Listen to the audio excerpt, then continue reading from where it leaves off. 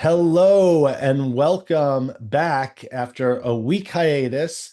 We are back with Indie Insights Live, and today I'm joined by a special guest and a very dear friend in the industry, Christina Langbort.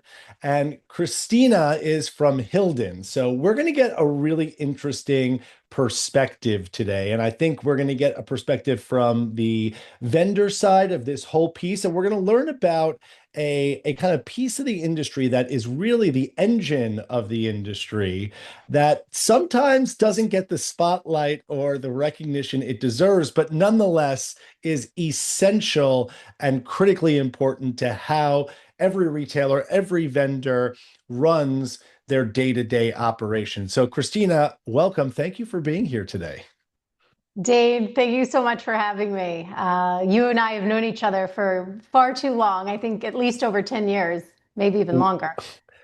Way over 10, let's be honest. Okay, fine, fine. I was trying to, keep it a little bit less than to not date ourselves. But anyways, I'm really especially happy that we finally get to have this conversation in front of your community. I think it's incredible that you've created this podcast, and I'm really grateful to be on it. Yeah, well, let's first start. To many people, Hilden is one of the biggest names in the industry, most important. But like I said, it's a little bit behind the scenes, right? So, why don't you give us just a little bit of a description about the company, what you guys do, and why you're so critical to this industry?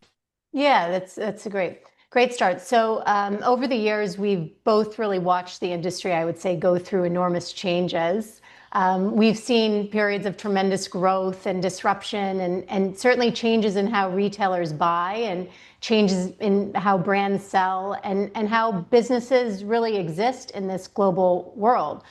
So I think it's a really important moment to talk about both the retailers and the brands and what they might be facing. So for anybody who doesn't know me, I'm Christina Langbort. I oversee global business development for Hilldun Corporation. I joined Hilldun in 2007, so I'm coming up on 19 years at Hilldun. And I often say that I grew up professionally inside the industry because I learned really the fashion and the business side, the fashion business and the financial side at the same time. So I feel that it gives me an unusual perspective because I'm constantly speaking with brands, retailers, showrooms, manufacturers, and then of course industry partners across the globe. Hilldun is a very unique company. We see orders that are being written where retailers perhaps are becoming a bit more cautious, payment delays, and a number of things. So I think that it's a really important reminder that the creativity side and the financial health of a company, both in the retailer and the brand, really are not separate things. A brand can have an extraordinary product and a really great book of orders, but if they can't finance their business, the production, the cash flow constraints that we often see, then it's not a viable business. I would say at the same time, retailers also need financially healthy brands as they're receiving product in. So they need brands that can produce consistently, deliver on time, stand behind their product, and really invest in the relationship as a partner. So the financial health of brands and retailers are both connected. And so I think, it's something that we can really unpack today.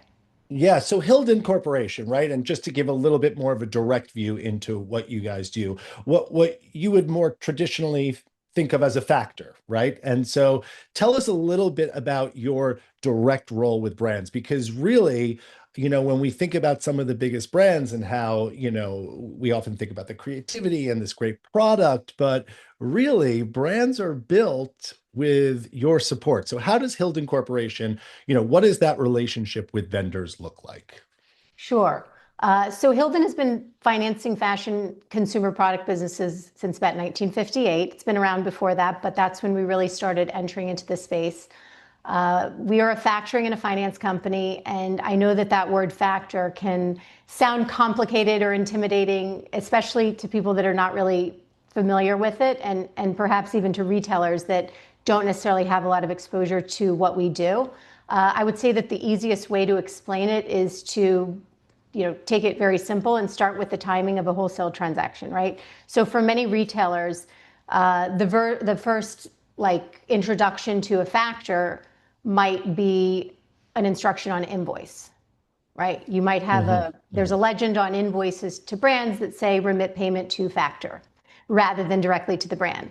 So no one may have explained why, and the instruction to pay the factor does not signal distress for a brand or anything. It just usually means that the brand has assigned the receivable to the factor under its factoring arrangement, and that the factor is then administering the payment and financing according to the agreement that they have with the brand. So a brand designs, produces, and such, and often, as you know, they have to pay for materials or production and so forth, their freight, their duties, any expenses that might come up prior to the product actually reaching the retailer. And then the retailer purchases the merchandise often on terms, right? Net terms. So it could mean something like net 30, net 60, or sometimes even prepayment. It just really depends on the agreement that the brand has with the retailer. The brand has then made a sale and created that receivable, but it hasn't collected the cash. So essentially, that timing gap is where a factor can come in and be very helpful to a brand. Not only as the legend says, this invoice is now payable to factor, but the brand is now able to get access to their money at the moment of At shipping. the moment, right. So think Right, about it depending on the almost like a financial insurance plan for a brand, right? They have the backing of your corporation so that they can go out and do business. Because I think what we sometimes forget is, right, that a retailer is going and they're placing an order. Maybe they're paying on credit card, maybe they have net terms, but the brand has to invest in that supply chain dating way far back, right? So they're making investments in the product and the design and the manufacturing, that by the time it gets to that wholesale appointment, right, they've already had a lot of payment behind them, so they need that backing to support those gaps, right? When the Absolutely. Absolutely. And I mean, Hilldun, in general, a factor can also provide purchase order financing. So it doesn't even have to be at the start of when the brand ships the product to the retailer, and now you have that gap in time from when they ship to when they're paid.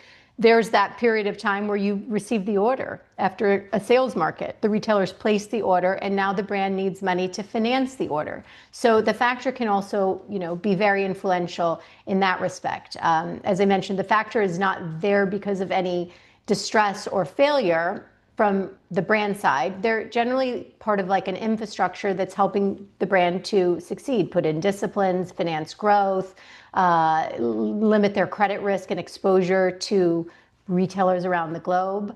And then from the retailer side, the factor is often what might allow the brand to say, okay, we'll ship you with net 30 terms or right. not.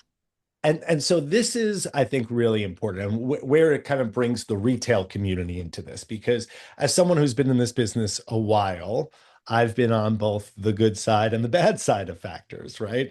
And We're from only a good. no, but listen, I know, I know. there are some times, right? If and this is to protect brands from retailers who maybe are defaulting on payments, right? Who are not Sure. um and so there's a built-in layer of protection. So let's kind of like roll back for 1 second though, right? Because I think that this is where I really want to focus in on the conversation today. And I think where the retailers here can really walk away with some great information. I think that there's a little bit in it. You would be shocked in the amount of retailers I speak to who are paying for everything on credit card, right? And they want the points. They want, there's obviously a lot of benefits of playing on credit card, but why are terms? Why has that been such a tried and true method for retailers to build their business? Why are terms important for a retailer? Yeah, I mean, we often hear that, right? Or even with the question, like retailers ask, why should they establish vendor terms when they could just pay by the credit card? A credit card can be useful, especially in the initial transaction. And then, of course, all the benefits that you've just mentioned, miles and so forth. But really establishing that vendor credit can become a very strategic part of the retailer's long-term growth. So, first, it preserves the retailer's credit card capacity for other business expenses, right? You do not have an unlimited credit line, or generally one does not have an unlimited credit line. I know there are some credit cards that exist that are unlimited, but that's generally not the case. If the retailer would otherwise carry some sort of a card balance, then the vendor terms may also, cross over into interest that may have to be paid for the credit card purchase that the retailer has made. Vendor credit also creates another source of like strong purchasing power. So if you are a retailer that has strong credit and a strong payment history, you'll have more freedom to place larger orders with brands and to really grow your business without putting money out before you're actually seeing an ROI on your output, right? The card has, like I said, the existing credit line. It has payment terms of like 30 days, then you have to make payment, or you're going to have interest charges perhaps. And it limits you from the perspective of your retail brand partners, because they don't necessarily know if you're somebody that can pay your bills and if you can remain a viable partner in the future because of the limitations I believe that the credit cards can potentially bring. So I think being credit worthy. Oh, go ahead. Well, Yeah. I was going to say, so I think that this is the first really important part to me, right? And that is your credibility as a retail business, right? Because even if you can, let's just say you can pay with everything on credit card and you're paying off your bills and you're not accruing interest. Um, Even still, right? There is going to be a time as you grow your business. Let's say you want to enter into a relationship with a larger brand, right? Maybe right now you're dealing with some smaller brands. You're going to trade shows, but you want to go and you want to work with a brand like Theory or Vince or a larger operation, or even in the luxury space. They're going to want to know that you have a credit history and a ability to pay your vendors, right? I mean, Hilldun, right? You want to see that history, that you know that you're dealing with a credible retailer, so that when a major brand goes into a partnership, that everyone feels comfortable with that relationship. Totally, totally. And when a new retailer comes to Hilldun, we have to review the credit and the information that's available. There's an entire credit community within the factoring space, the insurance space, that underwrites the credit of a retail partner. And the only way that you can build credit, just as if you're an individual, which I know we've discussed in the past, is if you have credit. So by getting credit from brands, large brands like you mentioned, Theory or Vince, that is a way extending credit to the brand and then getting paid, paying the brand rather in an effective and efficient way is very important to establishing credit and growing your business with some of those larger partners, like you mentioned, who want to do business with retailers that have established credit. Um, Right. And and there's a lot of limitations, like you said, on paying with credit card, right? The first one being the credit limits, right? The second one, and I'm sure everyone on this call could relate to this, is credit fraud, credit card fraud, right? So, you could get to market, you get charged, your card gets fraud, you have many different cards you're managing. It could be a very treacherous process. And then again, when you pay on terms, you have that gap where you get the ability to get an ROI on that before you actually have to pay the vendor. So especially in a fashion business, right, where you're getting fresh product all the time, you want to get that product in, have a chance within 30 days to sell it, and then have to pay the vendor once you already have some cash back from that sale. yeah, and frankly, there are still risks with credit cards that we didn't mention. Certainly coming out of pocket from day one, having to prepay. I mean, retailers sometimes are carrying 10, 15, 20, 30 different brands and more. So to come out of pocket prior to a season before knowing, how the product is going to perform is very limiting. And then there's also, disputes and so forth that can come about with credit cards. Just because you uh, pay with the credit card, it's not a sure thing, is what I'm trying to say, and it's not a way to build a business of true partnership and growth, especially if you're planning to expand some footprint other than just your one retail store that you may have. And certainly what I'm seeing in the retail space, a lot of the specialty boutiques are growing into multiple doors Right. across the country.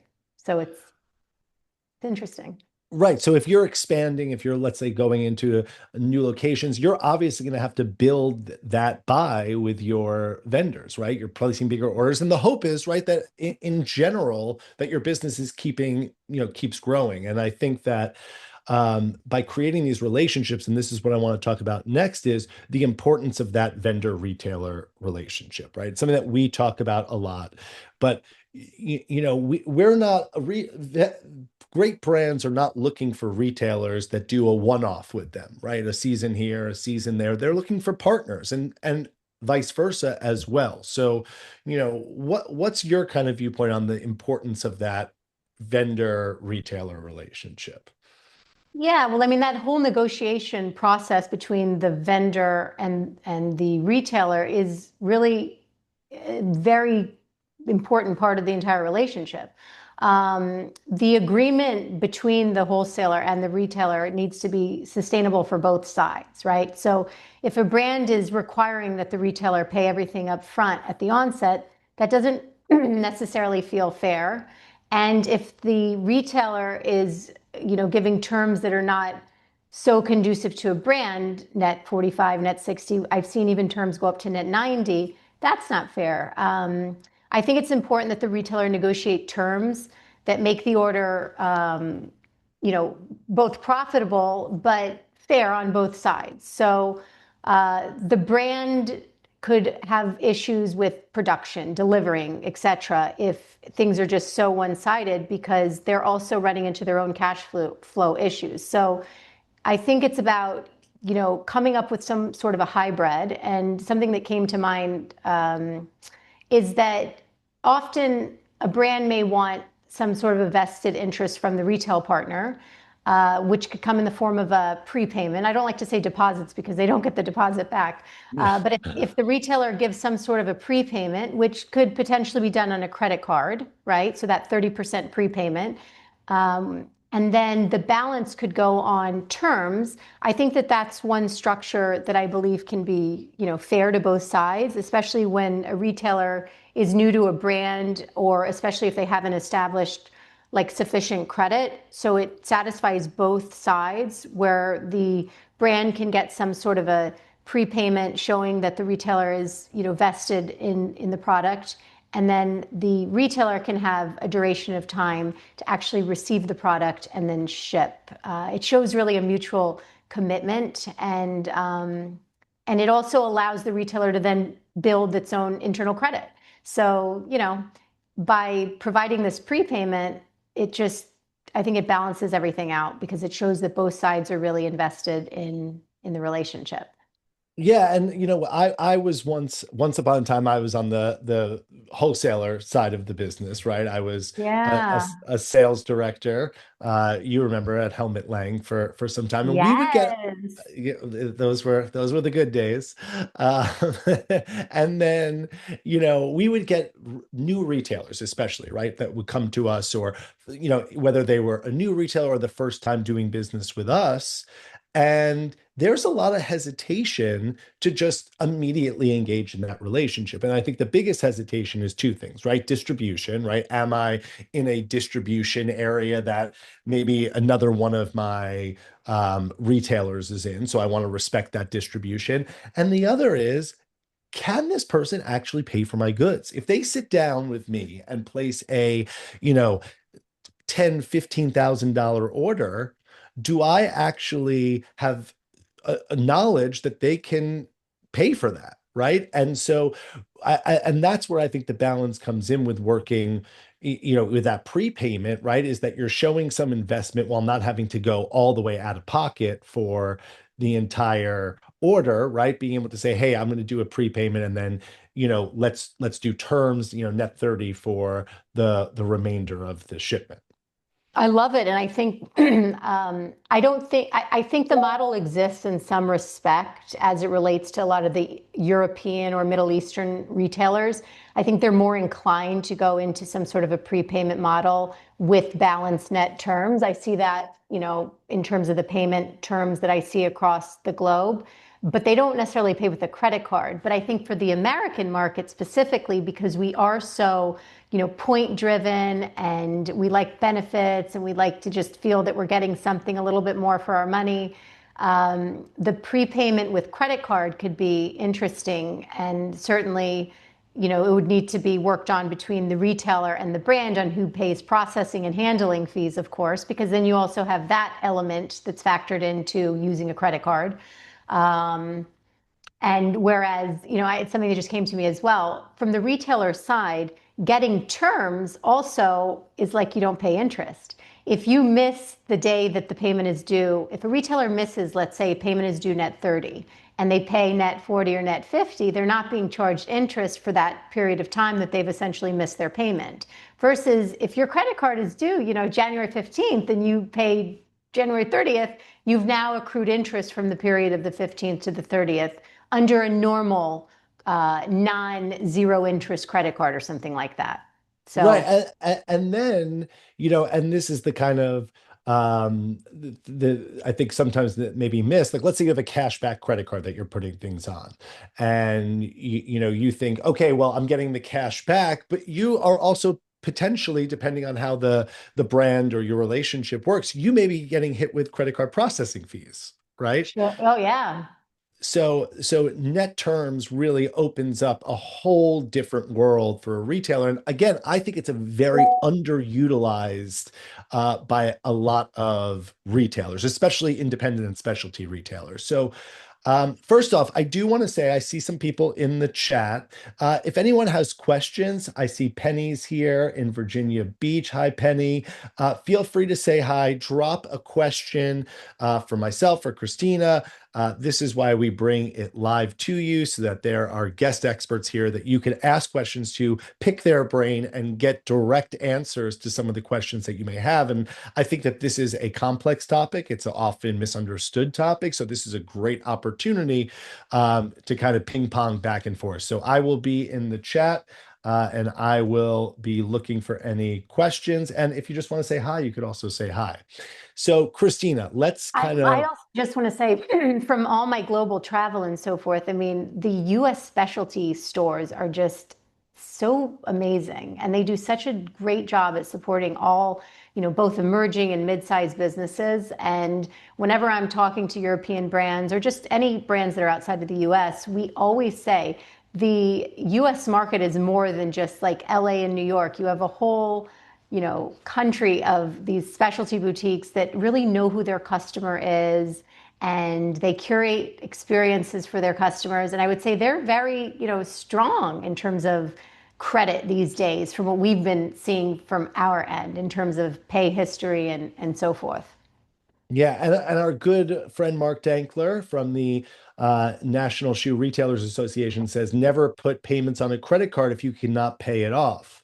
A 1 to 2% Yeah. rebate does not offset the 24% interest rates. And so, again, these are things, especially if you're a little bit newer in your life cycle of a retail business, interest rates are something that could really put a business under, right? You're starting to put things on credit card, and if you can't pay this off, if you have a slump in sales, right? Or for potentially an event that causes a store closure for a few days, right?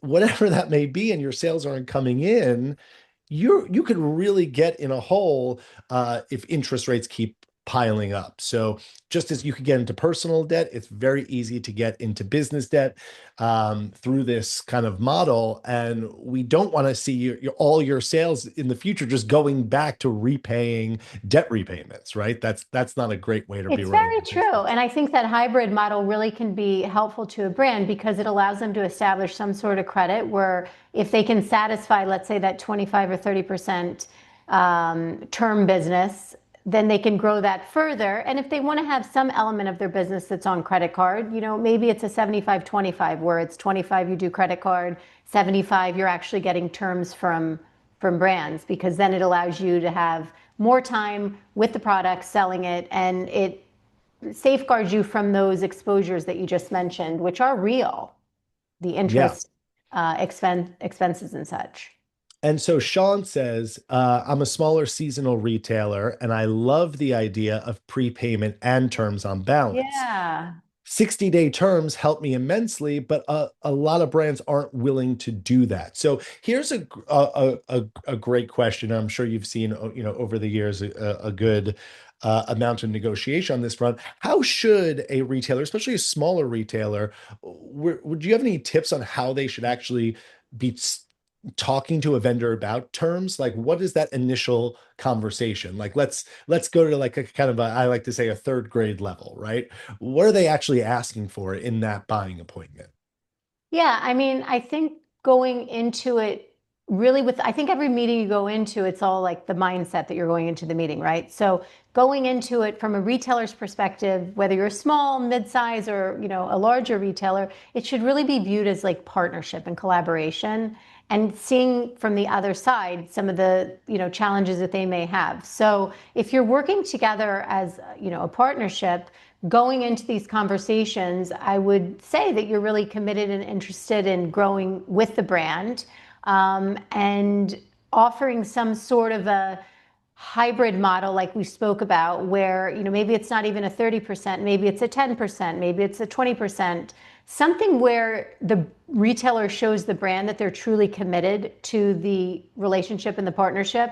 I think the retailer would find that the brand is more open to taking that risk of net 60 days, let's say, because there was an initial investment from the retailer that shows that they are committed. Because that's why we always advise against consignment, let's say, to brands.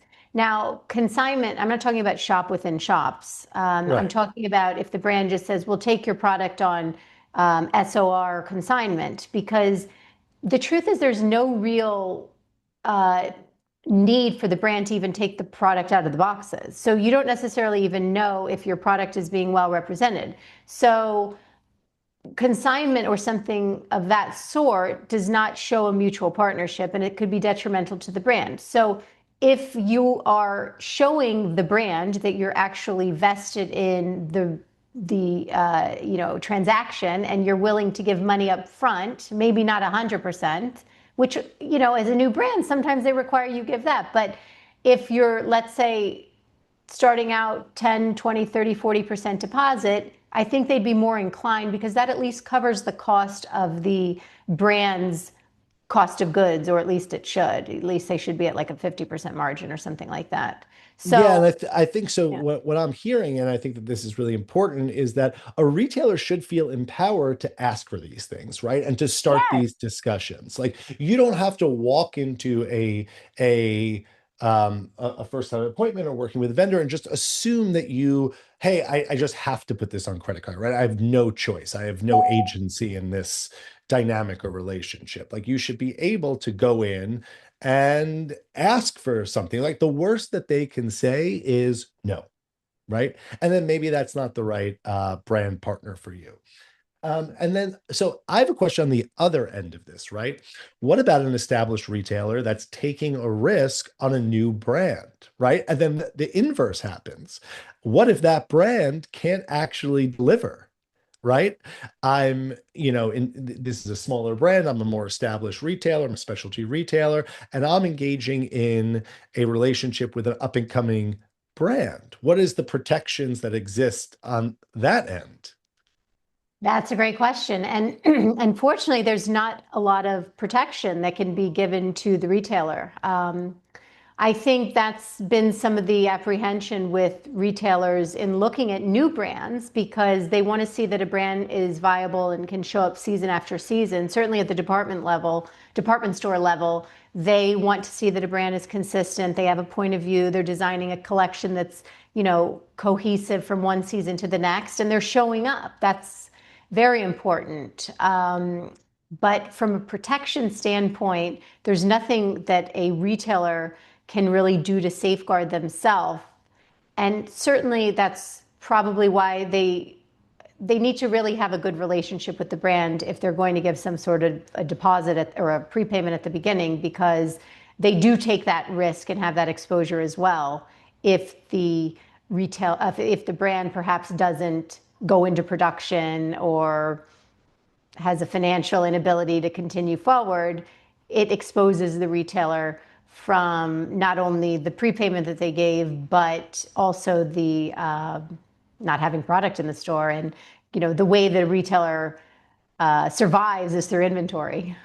Yeah, and so So I have a question here from Michael. He says, I'm part of a mature retail operation and we regularly have positive cash flow. Do you see any vendors willing to give extra discount for early payment, um, as opposed to net terms and potentially getting paid beyond those terms? that's a great question. And I always say it's just always important to ask, because yes, that does exist, net 10, if you pay within a certain period of time, you'll get a particular discount. So I think any time that you're showing that you could potentially be helping your partner, your brand partner, they're always open to conversations like that. So for a retailer that's in a healthy cash position, that may have the ability to pay a little bit sooner than when the receivable comes due, I think would be advantageous to any brand who would probably love to hear that. Because also on the brand side, some are self-financed and then some work with Hilldun. I think I may have mentioned at the beginning, I don't know if I did or I didn't, I can't remember at this point, but 50% of our brands work with us exclusively for credit risk management. So they're not borrowing money from us. And then we have, let's say, another 50% that are actually borrowing money from the day that they ship and assign the invoices. They're taking in advance to get their money quicker. So if they could have access to that money from the brand, I'm sure they would give up, some discount to the brand, and certainly it would solidify the partnership. So I think it's a great, great thought, and worth the conversation. Yeah, and Butch Blum is on the call. He's a veteran retailer, had an incredible business over on the West Coast menswear store, and he said that used to be called anticipation. So that's an old school retail term. And another old school retail term, when we were talking about consignment, we used to call it putting it on wheels, putting product on wheels, right? So, um, I love it. Well, yeah. And in the United Kingdom, they say SOR, seller return. and you know what? Again, I think that through the years, some of these conversations have been lost a little bit, right? Especially with, newer stores, they sometimes don't know what to ask for, right? And I said this I know we should before. create a whole guide or something like that, just as you're launching into the business world, these rudimentary topics that have somehow gotten lost along the way. Yeah, and I think what's really gotten lost is the kind of attitude, and I think you talked about this, I talked about it, of a retailer, retailers at the end of the food chain, right? The product's getting manufactured, the wholesalers are selling it, but at the end of the day, the retailer assumes the end risk with that product. And so when you're going into negotiations, you have to stand up for yourself. You have to ask for the things that you need in your business and not just rely on a brand saying, hey, do you want net 60 terms? That's probably not going to happen. So you have to be your own advocate. Matt Lucas, Absolutely. absolutely. Okay, Matt Lucas says, what about freight and shipping? How's that handled in these conversations? That's a good question. I mean, generally the freight and shipping is handled by the retailer, but sometimes it's handled by the brand. It really is just the discussion between the two, um, between the two parties and what they've agreed to. We always tell our brands from a credit perspective, um, to always increase the amount that they're looking to get approved to include the freight and shipping. We can cover that too. I mean, it's generally very negotiable, and it's based on, the retailer and the brand and what the purchase order said at the onset. So it could involve your sales agent or, whatever was initially agreed to is Yeah, the answer. But I think it goes And back to your point of having a discussion and just, you know, keeping lines of communication open and setting expectations very clearly.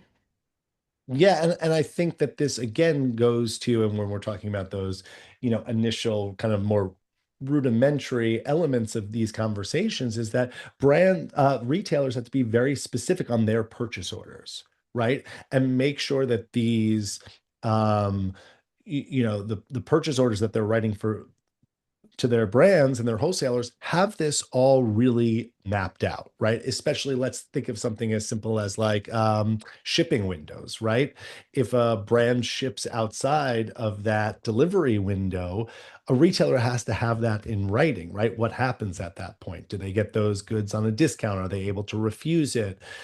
So when you go into these relationships, again, I think it's about protecting yourself and having the right infrastructure that ultimately protects you and still allows you to be a great partner to your vendors.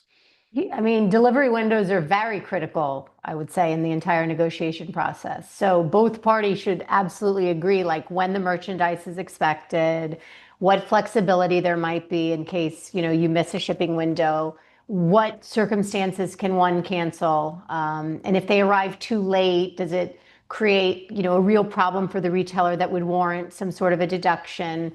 I really just think both sides should understand very clearly from, you know, start to conclusion and what really is acceptable in different scenarios, and to discuss it before you even go into production, just to avoid any type of like disruptions. Yeah. And so, Michael, and I think that this is a good, it's kind of a statement, but I think we could riff on this a little bit. He says, if you have positive cash flow and are committed to never paying credit card interest nor credit card transaction fees from the wholesaler, he recommends always paying with credit card and getting the cash back. He gets about 1.5% back on his Amex Platinum. Last year, we paid 1.5 million with the Amex card and received 22,000 back. I think the caveat here is, that you have the cash flow, are committed to never paying credit card interest, and can Yeah. get the transaction fees. That's a tall order for a lot of retailers. Listen, I'm not opposed to it. If you, if, you know, if you have the discipline in place, if you're confident in your sell-throughs and you're operating your business so, you know, micro efficiently and you know what your risk tolerance is, it can be a great form of cash back and, you know, maybe even upgrades on your travel. So I'm not absolutely opposed to it, but I think if you're going to be growing maybe further than a $1.5 million business, then, you know, it could be helpful to do a blend of both, because you might be a little bit more limited as you grow to higher thresholds. And by the way, maybe the retailer is comfortable at that level, so it works. I guess it's just based on the individual retailer and what works best for them. Yeah, and I think there's an emphasis here, right? That terms are a really great way for a retailer to grow, right?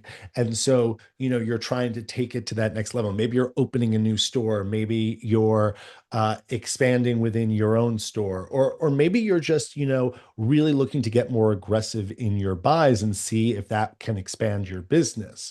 Uh, Net terms really allow you to take those chances without being, again, getting yourself into a situation where credit card interest payments and, not getting those processing fees covered could end up really hurting you. So I think that there's a really nice blend of both, which we've been talking about. And this is where I also think, right, credit cards are great for immediates, right? Yes. When you need immediate goods, that's a great way to really rack up And those. to blend, yeah, to blend it, you know? I mean, the most obvious payment terms are your net 30, net 60. I mean, I know some larger retailers are even at net 45 and have gone up to net 90.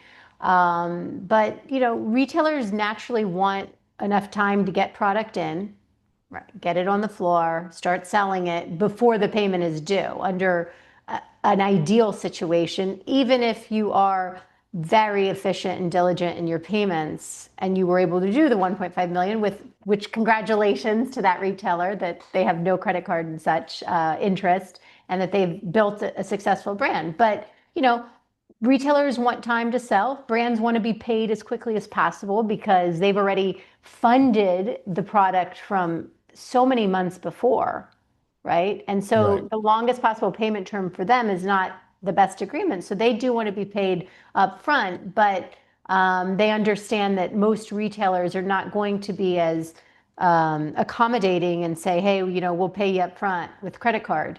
So, Yep. I just think both parties have to be really clear about when the payment terms begin and how it all shakes out. Yeah, and to give credit to our friend Michael, he's saying that he put 1.5 million on his Amex. So the Yeah. business is probably much larger than, Yeah. Oh, yeah. that's fantastic. No, I think that's incredible. And I said kudos to him. I mean, Yeah. that's great. I love it. Absolutely. Okay. I would do a hybrid mix as well if I were a retailer paying, because I'm definitely someone who likes to see those benefits. Yeah, but listen, you better have either a great bookkeeper, a great controller, a great CFO, or you better How be, about a great salesperson in the store? yeah, a great salesperson in the store who's getting it and selling. And that's why, I mean, this is kind of another part of this conversation, which there is nothing that drives me crazier than retailers that hold back goods, right? They're waiting till a transition in season and they're getting new arrivals and they're holding it in the back. Like, I come from again old school retail mentality where you get it out, you unpack it, you get it on the floor like as soon as you can. You could be unpacking it right on Yeah. the floor and getting it out that day because again, this kind of feeds that whole life cycle, right? So if you're paying on credit card, those goods better be out the day that they And land in your store. well, that was the whole issue. We had a retailer that everyone's aware of recently at the beginning of the year, Saks Global at the time. And part of the issue that they were facing during that transitional period when, Amazon stepped in and Neiman's and Saks merged together was they weren't getting the product in at the start of the shipping window as early as, you needed to. So if brands were not shipping at the start of the shipping window because of payment concerns and issues, and now they're getting it towards the end of the shipping window, less time on the selling floor, means your customer is going to go buy somewhere else. So it's exactly true what you're saying. You get the product in and you get it out of the store or on the floor as quickly as possible. It's so And, important. and by the way, this is another, for management one clients, Christina, I know we probably haven't gone that deep into this, but we um, really seriously track on order, right? How much a Mm, retailer has on order. And so there's another thing about being your own advocate. If you're in that front of the shipping window and you need those goods, get on the phone with your vendors. Get on the yes, phone, right? You're building that relationship. If you need goods and you don't want to land it later in the shipping window, and let's say you have paid on credit card, if you have terms, whatever it may be, get on the phone and land the goods that you need, right? yes. The squeaky wheel, right? That's the grease. We say that Yeah. all the time. And as something else they say, if you don't open your mouth, you don't eat. I, I like that. I like that. Yeah, it's Nico, true. that may be the quote of the of Oh, I the love it. My husband conversation. will get a kick out of that. I always say that all the time. He said, you've taught me and my parents so much. And I said, well, you have to ask. You have to ask. You have to ask. Okay, now I have a question for you. Listen, we got to talk about it. What Yeah. if a retailer ends up, well, two questions. How does a retailer sometimes end up on the naughty list? And then how do they get off that naughty list? Can you explain that a little bit? Yeah, of course. Well, in simple terms, they pay on time, they pay what's expected, they communicate well, etc. Obviously, we at Hilda never want to be viewed as somebody who is like a collection agency or somebody who doesn't understand really both sides. So we're on the side of the retailer and we're on the side of the brand as well. And we understand that everybody faces cash flow issues. But I think what can really cause downturn is, of course, bounced payments, wires that bounce or checks that bounce, lack of communication, I think just keeping those lines of communication open are very important. And as I mentioned, within the factoring and insurance community, there's like a database of retailers. I mean, we personally touch about 6,500 retailers across the globe. So we've got insight and access to all the different retailers from their payment history to financials. And, we really work with retailers when they're having issues, so long as they're being communicative and open to making plans with the brands. So Right. And I've been in situations, right, where sometimes if you are having that sticky situation, you work with your vendors and you say, hey, I'm going to pay it down in this, this cadence. Or again, I think this kind of goes to showing some kind of showing a form of partnership there, right? By an investment or a, not what we would call a down payment, but that an initial payment, like, hey, I'm having a little bit of cash flow issues. Here's what I can do right now, right? I really need these goods. Here's what I could do right now. We'll kind of get you the rest and work out a little bit of a cadence. yeah, absolutely. I think when everybody's just working as a team for the greater good, and when those lines of communication stay open, it's much easier to keep everybody in good, positive view. It's just when they get on a naughty list when they do naughty things. Yeah. And listen, this is where retailers have to have good business interruption insurance and other kind of protecting factors in place. Okay, we have another question. This is a Sure. big one, so give me a minute to read it. Do you Yes. see retailers having wholesalers using their own shipping account number for freight billing instead of having the wholesaler pass on the freight to the retailer? I sense that some wholesalers may pad the freight bill and also believe they don't necessarily negotiate better shipping rates with their carriers because they may not care enough because they're passing on the bill to the retailer. Um, That's an interesting question. Yeah. And it's um, very possible. Yeah. right.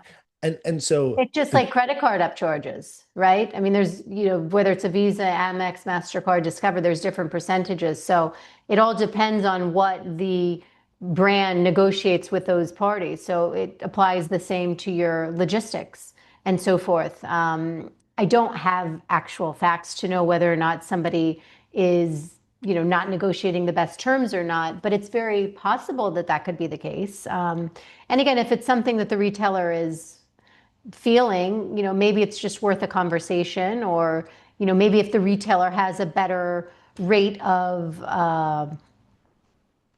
rate exchange with their logistics, maybe you switch it around or something like that, just to make sure you're getting the best deal well, possible as a and thought. and again, this is where those relationships come into play, right? The longer you've been working with a brand, the more of a relationship you have. You know, just I've been in this situation before, and if you have great negotiation power with your shipping, handling, and freight carriers, then pay the freight yourself, put it on your account, and ask the wholesaler, "Hey, can I get a 5% discount on this Yeah, order? that's Can I very get a smart. 10% discount?" So that you're not asking for the free freight. If you think that they're padding it, you put that on your account, which you're negotiating hard for. And after a good relationship, good payments, then you could ask your vendor, hey, I want to, do a 5% if and again, they want you to grow their business. I'm going to grow my business with you. I want to buy more. Can you help me out by helping me with a discount on orders? And again, what's the expression? The open, give me, If you don't open your mouth, you don't eat. that's it. I love it. No, it's very true, Jane. It's such a good point that you make. And sometimes, again, it just goes back to those rudimentary thought processes on just having the conversation, thinking about things really from a like logical and reasonable way, and then approaching your partner, which in this case is the brand, and trying to come to the best resolution for both sides. Yeah, Christina, this is so much incredible information. And I think that these are the types of conversations that I don't often think are had or, sometimes retailers are thinking about these things and processing things through a vacuum. So it's really good to have these conversations open and, kind of an open exchange on them. So I'm going to shift gears a little bit because I've known you for quite some time. And, if there's one thing about Christina, she is at every event, across the globe, seeing the industry in, when I think of a mover and shaker and someone that, knows so many sides of this business, it's you. So, two questions here as we kind of wrap up. The first being, have you kind of seen a big shift with the tariffs, with supply chain issues? Have you seen a major, with Saks, the kind of whole Saks debacle? Have you seen a real shift in the industry over the last few years? How has that kind of impacted all of these topics and discussions? Yeah, I mean, I would definitely say that the tariff discussion was something that was big from, when we had the Liberation Day and so forth. I think it was more of a the retailers were looking at things more from a broad lens. Now that we have a little bit tighter view on things where, let's say, Mexico, Canadian, EU production, that's balanced out a bit. It's more still Asia that we're a little bit uncertain about, but it's given retailers a little bit more comfort to know how to anticipate charges and so forth. I'd say that, one thing I'm seeing a lot lately is resale. It's becoming a big, topic Mm-hmm. in conversation. I don't think it's necessarily a secondary market. Even seeing retailers across the globe that have some sort of a subsection within their store that has, curated, maybe even a higher end retail product, likely on a concession type basis and just a little bit separate to what their regular store is because people are buying things, that are vintage or not even vintage, that are just really good quality secondhand. I know, particularly in the children's space, sometimes you buy something for your child that's worn one or two times and it's like brand new, and now you're stuck with all this gorgeous stuff.